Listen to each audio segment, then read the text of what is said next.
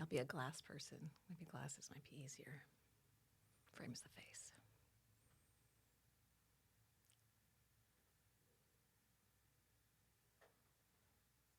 Oh, we're on. Hi. Hello, everyone. Welcome to the SoulShape podcast, where we focus on your spiritual fitness, or what we like to call our energetic self-care. We're sisters and the co-founders of SoulShape, a quantum wellness app designed to make it easier and accessible to find healing practitioners in the energy healing world. We want to have soulful conversations about spirituality and wellness. And whether you're dabbling or taking a deep dive into energy healing, we want to introduce modalities and healing practitioners to you one by one. So it's time to get into SoulShape. My name is LJ Woodard, and this is my sister, Leslie Bennett. Leslie, what are we talking about today? We're going to be talking about energetic self-care. And before my sister really dives in and shares her wisdom with us, I need you to, first of all, really meet her. I want to give her a little brief intro. She is my sister, and she is an advocate of energetic self-care because it was very instrumental in her healing and spiritual fitness.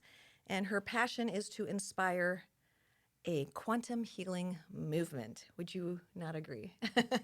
I would agree. I Yes. think that was kind of a life-changing moment for me in regards to losing my husband and moving forward. And in moving forward, I would say in my deconstruction of the loss, we went into a constructive mode of how to find a reason to stay on planet. I wasn't suicidal, but I wasn't grounded in being here. Could you, for everyone listening who's new to, some people might not even understand, what do you mean by energetic self-care? Can you define it and what its importance is? Yeah, I think the best way to describe it is to think of, you have your physical body, yeah? And so, but we have the non-physical aspects of ourselves, our thoughts, our feelings, our energetic clouds, if you will. Like some days you feel very heavy, and that could be an emotional, it could be mental, or it could be nothing at all. You just feel energetically heavy. So I think of energetic healthcare as our non-physical selves. Okay. Non-physical selves. If I'm someone just still new to this, what do you mean non-physical self? I have my physical body, but what is this non-physical? How can you describe that even further? Even further, wow, that's Yeah. a challenge. I just think of it, it's, if you believe what other spiritual teachers have said, everything is energy, whether it's my mentalness, that's an energy, right? Mm-hmm. It's my emotional, the way I love, the way I hate, the way I feel jealousy, the way I feel envy. That creates an energy field. Yeah. We don't see it. I know there's scientists that are working on being able to see it. So it's that aspect. Have you ever gone into a building and felt like it was creepy? Mm-hmm. You just get that feeling. That's energy. Or someone just walks into the room and it's like, gosh, you brought in, like, what gloom? Like, Yeah. Or the opposite. Have you Kills ever me. been in someone's house and you're like, wow, I just feel great here, and you don't want to leave? And I guess it's like that feeling, gosh, you're such a, breath of fresh air. You just that person that walks in and just shifts everything. Yeah. Because of their energy. That's an energy thing. And so if you're not in that space of being able to walk in the room and lift everybody, you need energetic self-care. Well, that, to me, just clears it up, gives me so much clarity. And if anyone's listening, okay, that makes sense. I mean, you don't have to be a woo-woo spiritual person to even understand that. I think everyone. Yeah, that's why we have these good vibe t-shirts. Yeah, I think that's I'm something not to wearing one, understand. So when we say energetic self-care, so we understand energy. So where does the self-care come in? Why do we, what are the ways? Like, how do you get started and where do you begin? How do I start with my energetic self-care? Yeah, there's definitely a growing thought, and you can call them metaphysicians, if you will, where they believe that any physical illness starts energetically. And we could be heading towards a world where we treat energetically before we treat physically. So there is this thought or growing movement, if you will, that has people thinking that we need to clear our energy field before we go and treat the physical ailments, because the physical ailments are a manifestation of those energetic clouds in your field, if you will. So if you're carrying trauma, or if you're carrying pain, or if you're carrying, a disease, there's that thought of certain metaphysicians and metaphysical spiritual leaders out there that says that's where we need to work on first before you go and do the physical. Now, that's something I can't prove right now, but there's definitely, if you've ever been to a spiritual retreat or to a trauma, you'll hear these unbelievable stories that people can shrink tumors through energy, through thought form, and I think it's not, when I say thought form, it's like, well, can my mind change a tumor? Yes and no. There's aspects to it. You certainly need to change your thought to, I can allow this to happen, or you can just have that thought that I'm going to be well, I'm not going to die, and just keep talking to your body that way. That's a start. But we also need to think broader and wider, that there's perhaps this whole time in our lives, in this time of being human on the planet, where energy is becoming more of a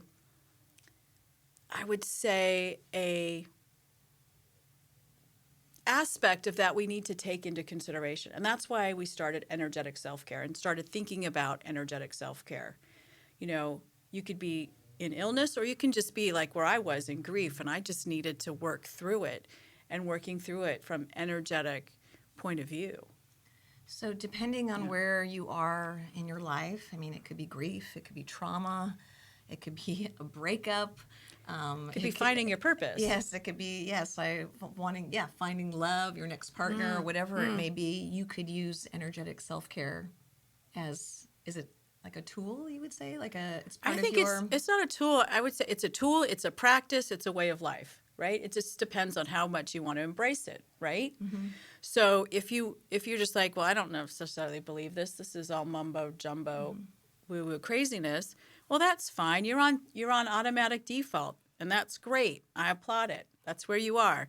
But if you're someone who's like, oh, I get what these two sisters are talking about, then let's go and do a soul stretch on this, and change some beliefs, or open your mind into something that is potentially possible. We were talking on the beach yesterday about, well, we were talking about many things, but one of the things we were manifesting hard. Hardcore. We were. But we were also talking about what it might have been like on this planet when people were shifting from the world is flat to the world is round, right? Mm-hmm. And what that must have felt like, oh, you're crazy to think we're flat. And people going, no, we're round. You're going to get in a ship? Really? You're going to go out there? That is crazy. You're going to fall off the... Yeah. But, I think we're at that that same time on this planet where energy is important. Energetic self-care is so important, almost more important than your physical fitness. It's your spiritual fitness, I find that, in my learnings of all this energetic self-care, I notice it. I use it in my teachings. I use it parenting, in my relationships. I know when I've said something, oh, that didn't come from a place of generosity, or it was a little negative. Just like, okay, regroup, course correct, let's fix that. And let's really kind of come from that place of better energy. Mm-hmm. And when you put that energy out there, like, oh, I got a better, I received something, oh, it worked better for me. So it's already working, whatever you put out, and it comes back. Right. So we are doing a little bit of that without really understanding what energetic self-care is. And I think we're at this time where we're learning more and more.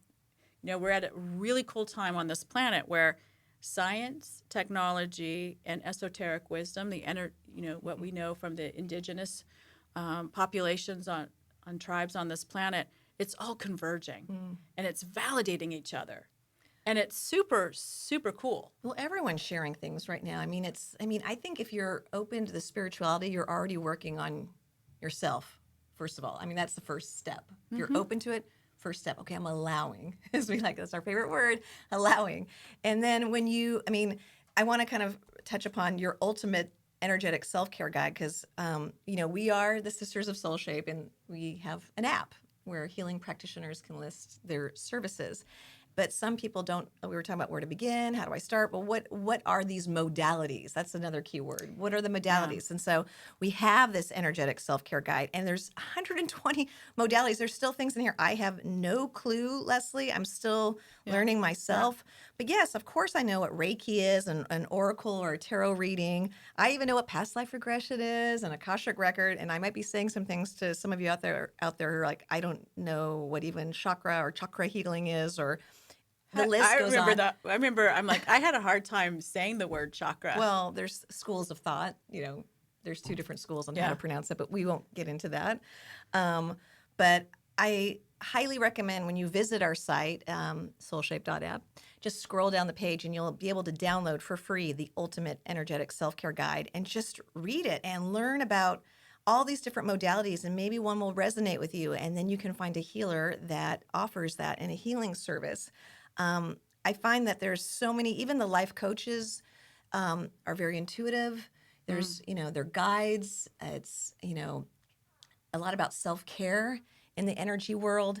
It's, but then there's stuff that, like you said, Eastern medicine, very, old school. Like, Yeah. I mean, Leslie, I don't even know. I mean, yes, I've heard, between astrology and numerology, but I don't know. It's like almost like, should I just pick one? And you want to like maybe just touch upon one that maybe you had an experience with when you were on your healing journey and just might have given Yeah. you a shift or a change? Well, I think, when I was, after losing my husband, Bill, the first thing I think when anyone loses, there's this inherent, like, are they okay? Mm-hmm. It's the weirdest thing because everyone I've met they just want to know their loved one is okay. And it's Yeah. the strangest phenomenon. They're dead. Yeah. But if you believe in some of the spiritual stuff, there is no end, right? It's kind of goes Einstein, energy is created, it's not created nor destroyed, right? So if you think of our soul as energy, he's here, he's just not in physical form, right? He may not be right here in this room, but he still exists in some form or fashion. And so when I started on the journey, my first start was with psychics and mediums. I used them at first to connect to Bill to see if he was okay. But then I sort of used them as sages or fortune tellers to see what's possible. I wanted to know what my next was because I had the story written that Bill and I would grow old together. And when I lost him, I didn't know what I wanted to do next. I just didn't know. Mm-hmm. And so they told me what was possible. Like, okay, well, where do you see me going? Where's my next job? Who am I going to love again? If I'm ever going to love again, where do you see me living? And so I used them, even though I didn't necessarily follow any of it or some of it, and some of it I'm doing now, but it was to know what was possible. So even though, Like it gives you hope. yeah, and I know when I talk to people, there was fear, like, oh, they're going to, tell me my death. No, they don't do that. Yeah, how They am I would going to never die? do No. that. And if they do that, then get another psychic. Yeah. Oh my gosh. No, but I like to know what's possible. I believe in possibilities, right? Because we're on this planet and everything is possible, right? So that was kind of cool because it allowed me to think beyond my grief. So I would say that was my first step. Then I kind of wanted to know why the hell I was here. Yeah. And so that led me to Dr. Michael Newton's work. And he has a book called Journey of the Souls, which is something that talks about that period between lives. So if you believe that we reincarnate over and over, and if you don't, that's okay too. But, you would go from, let's say I'm going from Leslie, but previously I might have been, a blacksmith in the West, or before that, maybe I was in, fighting the Revolutionary War, whatever. But there's that period before I reincarnate as Leslie where I had this between lives. And after our mom died, I did that. But I did it without reading the book. But I wanted to know because I always felt very close to Wait, Mom. you went in just cold? Did you not know that? No, I remember you telling me this, but this is before I even knew what that was. And I was like, wait, where's Yeah. she going? But you just you went in it's like when you go in, I don't want to say haunted house, isn't that awful? But like a, but going somewhere you just don't know what to expect at all. You just went in. Well, I kind of knew about Between Lives Regression because I've listened to Shirley MacLaine. She was talking and she was crazy in the 80s. People laughed at her. But I had heard, listened to her and heard her story and the person that she did her regressions with. And I had also heard Dr. Michael Newton on the radio like 5 years before Mom died. So I thought it as a way to understand death because when she died, I struggled with her death. Like some of those end of life decisions that we were making, I was struggling with. So I figured if I went into the between lives, I'd kind of understand purpose. Like why was she supposed to go and all that sort of stuff. Which, when I did that, it's a 4-hour hypnotic session. They're intense. And I wasn't quite as polished in my meditation then, so it really probably didn't go as deep as I could have. But I got one thing out of it, and that was when it's your time, it's your time.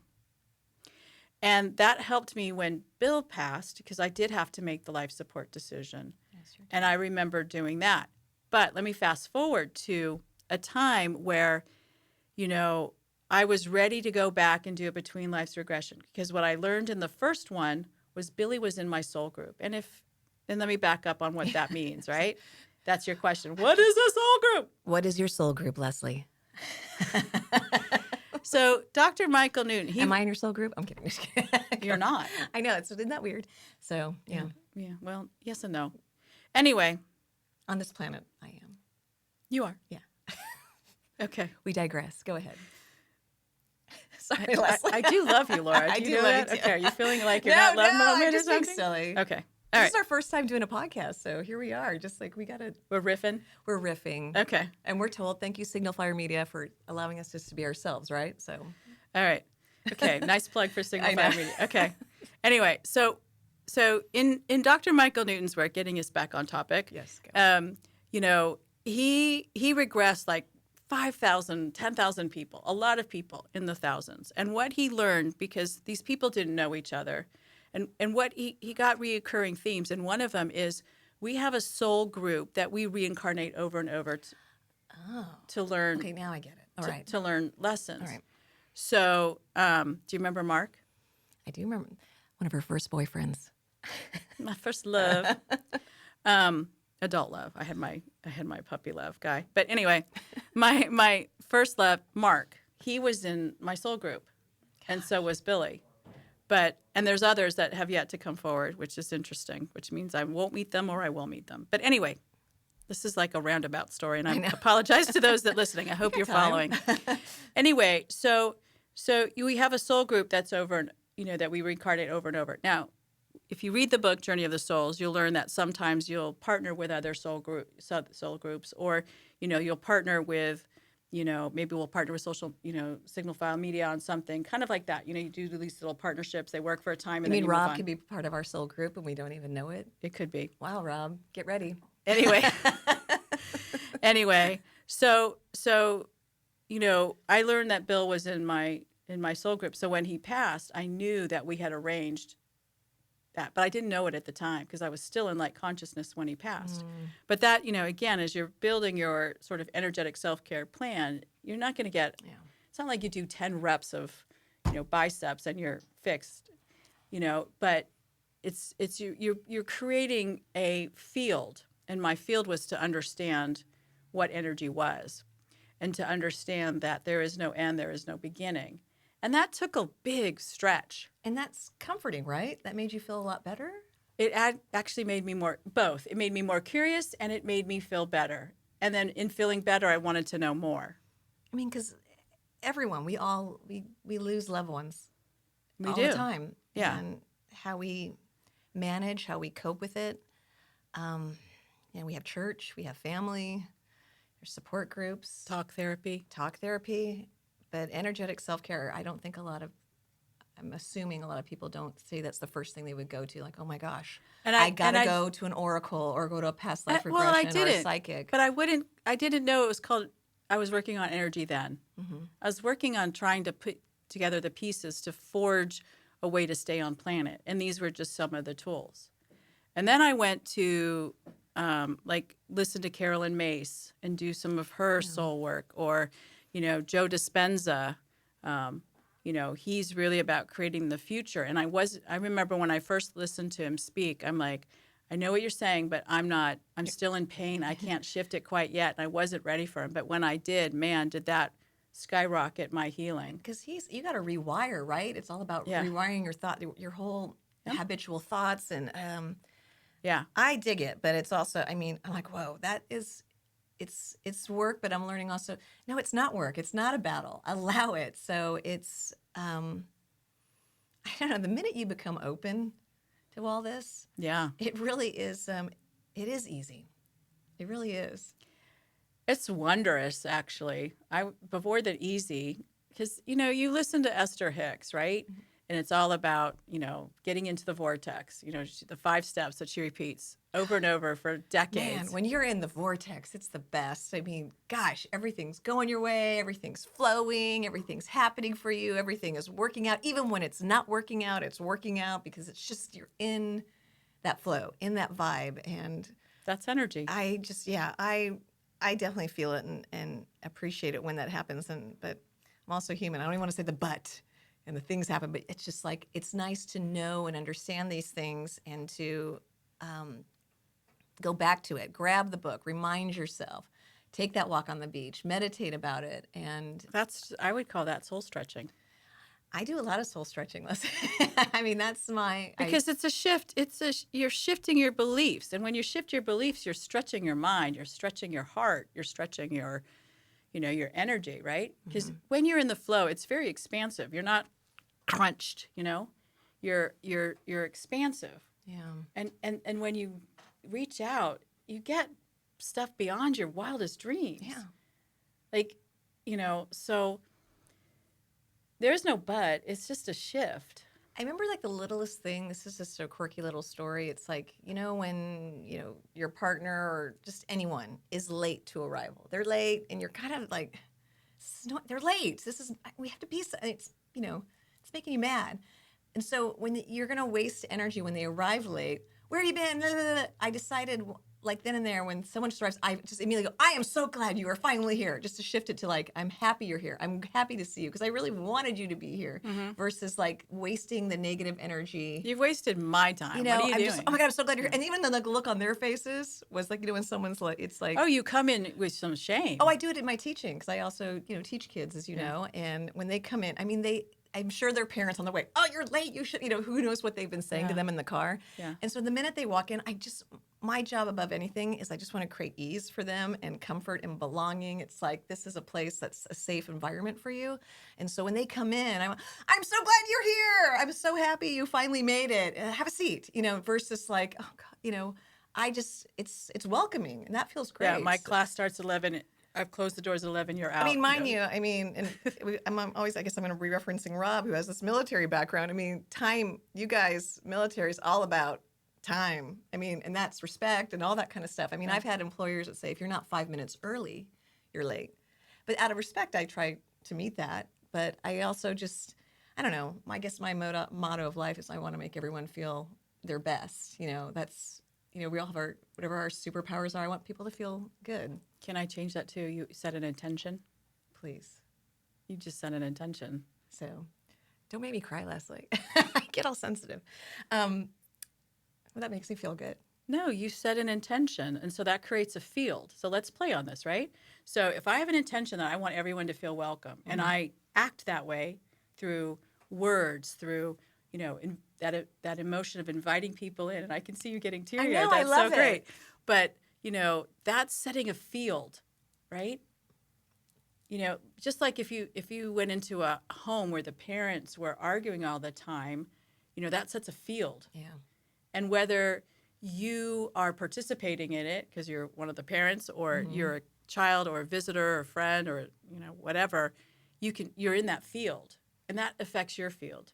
So it's, there's cascading ribbons that we don't see yet. I know we will, and I can't wait for the scientists to get there. Well, some of it's already happening. I mean, Harvard's done studies. Everyone knows, if you practice gratitude, you'll have a happier life. If you are exercising and taking care of your body and nutrition and all that. That's creating a life. field. Yes. Right? Because you're creating a field of health. And so even though you're doing it in the physical form, you're also doing it in the energetic form. We just don't know it. We're not conscious of it. And so that's why we're trying to get these soulful conversations about, the field that we're creating. And if we can do it consciously as opposed to being on automatic pilot, just imagine what this world could be like. There are so many possibilities, Leslie. I mean, I do want to touch upon techniques to choosing a modality. So we're talking about, energetic self-care. And we're where do I start? Yeah, and I mentioned the guide on our website, and how you can look through that and kind of see something that resonates with you, because it's overwhelming, right? I remember feeling overwhelmed. But how do you even, what's a technique to choose? Someone might say, sometimes, I like to go, personally, sometimes if I'm going into a mystical shop or it could be anything where it's just a conversation with someone and someone shares something with you and go, I did this crazy experience. It's crazy, guys. It's crazy, crazy, crazy. But, oh my gosh, now I have clarity. Oh my gosh, now I feel better. Actually, I used to have a back pain all the time, and now it's gone. Like my whole life, I had this and it's just gone. Yeah. So when someone shares something like that after they've gone to the doctor over again, and we love our doctors, we love our hospitals, but at the same time, you want to try something different. Yeah. When someone says that to you, you're like, okay, I want to try that. It's like anyone that's been on a diet. Like, how did you lose your 30 pounds? You look great. So you want to hear about it. So when someone shares something with me, I'm like, I'd like to try that. But let's say you're just on your own. What's a technique to choose one, let's say?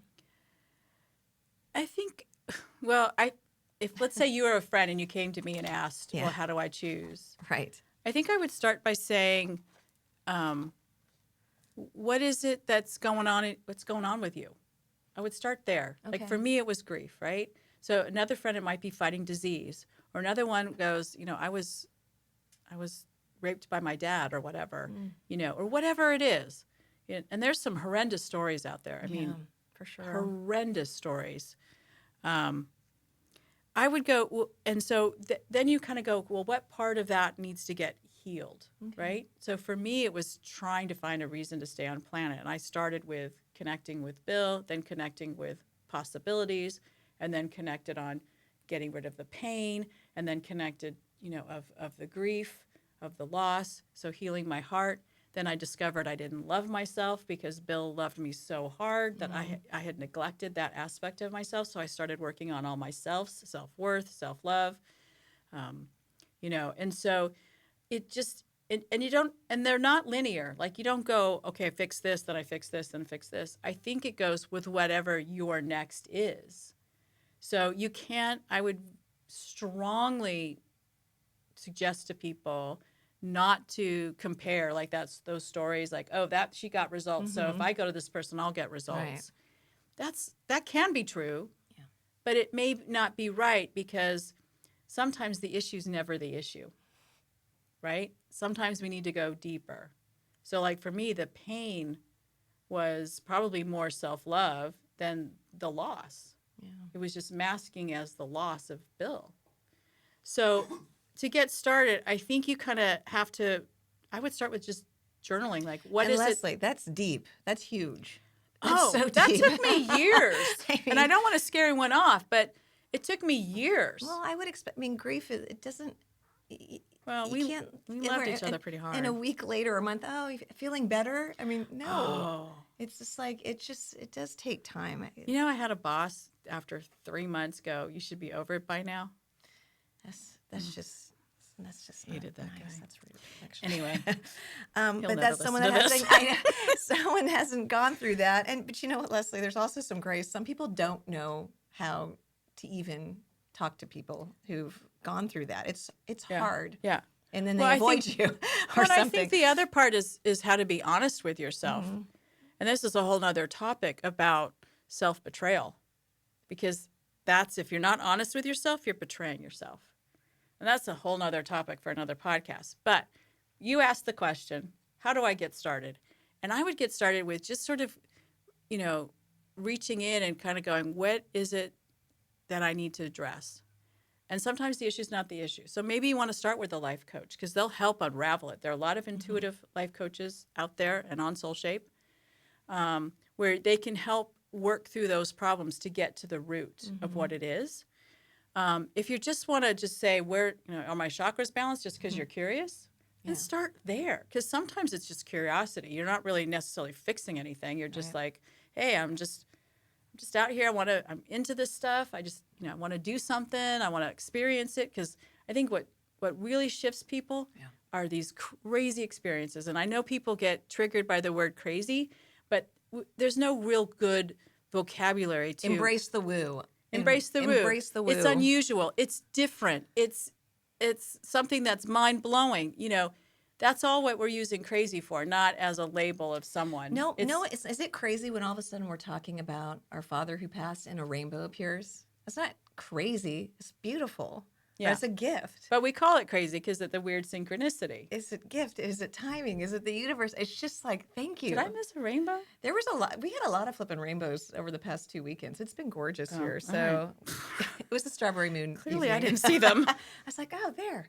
But anyway, let's get started. I know we're just chatty. Anyway, so I would just sort of start with, where are you? And so you'll have to barometer test that. So if it's really serious and trauma, obviously talk to a mental health, professional, but you could double down and also talk to an intuitive life coach. I'm a big believer of blending Western and Eastern medicine. I like the double down. That's relatable. Yeah, because it's just like, when you date a guy, you get a little piece of something of what you don't want from a relationship. Like, oh, I don't like the, Yeah, so it's kind of like you get a little bit from Western, you get a little bit of Eastern, and then you can create your own path, your own decisions. And that's taking control of you and your energy field. So that's the intention. Yeah, and I think you can also do it intuitively. We all have that intuitive soul muscle. We just don't know how to use it. We haven't really practiced it. But when you're in the right place. When you're in the wrong place. Mm-hmm. You just got to learn to trust that. Right. And that's also another soul muscle, that trust soul muscle. I think human beings do that all the time more than they know. Like at an airport when we're traveling. Yeah. Oh my God. I mean, talk about a place where like, should I go? Should I take that flight, that earlier one? Yeah. And so let's just keep it simple. Yeah. I think just go where you're interested. Something will resonate. Mm-hmm. And if something resonates, trust it. Because it's just one session. And if it works, it's great. If not, you'll learn something that will help you decide on what's next. And sometimes it's not even a huge commitment. It could be something as simple as an oracle reading. Yep. Someone, I just want to have a question. Am I on the right path? Do I need to remove myself from, like, it could be a simple question. Yeah. What do I need to course correct? Or what in the cards? It's just start a conversation. Start a conversation. I think of it as a different perspective. So that's what I think. And as okay, so the intention, sorry about that. So we have an intention, and then from the intention, then it's choosing the modality. Yeah, that's how I picked, because at the time, there wasn't a lot of information on this stuff back in 2014. That's not very long. It's not very long ago, but Laura Jean, it's almost... That's my real name, Laura Jean. 2014. I know. It's less than 10 years ago. I would think. It's been around though forever. We have. Our mom raised us with astrology, law of attractions, and so many spiritual things, and it's been around. But you're right. It's maybe because we have the internet now, so maybe that's why it's more the internet. The internet has been helpful. Yeah. So I think it could be as simple or as deep as you want it to be, and I think. I always went with what resonated, like what made me curious, what got me excited, what made me curious. Mm-hmm. So that's how I initially chose. And then as you get deeper into this and want to know more, then feel free to play. And then you say like construct in the guide, you say construct your team, like your well, it depends. Your what's it called? The Justice League, like a Justice League. Yeah, I call it my spiritual soul team. Because I put together, like when I got triggered by things, right? Because as you heal from grief, there might be something that triggers you, right? And then you're in a tailspin, right? For me, it was years to get over the life support decision. And so I would have someone I would go to help me unravel that one. Or I had someone where I was looking for possibilities, like I'm stuck. Do I need to move? Do I need to quit my job? I would go somewhere else for that. So it just depends. So I have my team of people that I go to regularly. And when I say regularly, I mean when I'm triggered or when I feel clogged or when my energy field feels stuck, I know who to reach out to. And do you think like having tools helps? Like for instance, I'm holding up one of my favorite crystals. Yeah. Things, For sure, there are tools out there, and I think that's a whole separate podcast because we can go through tools by themselves or even equipment. There's a lot of cool energy healing equipment like the harmonic egg or those float meditations. Mm-hmm.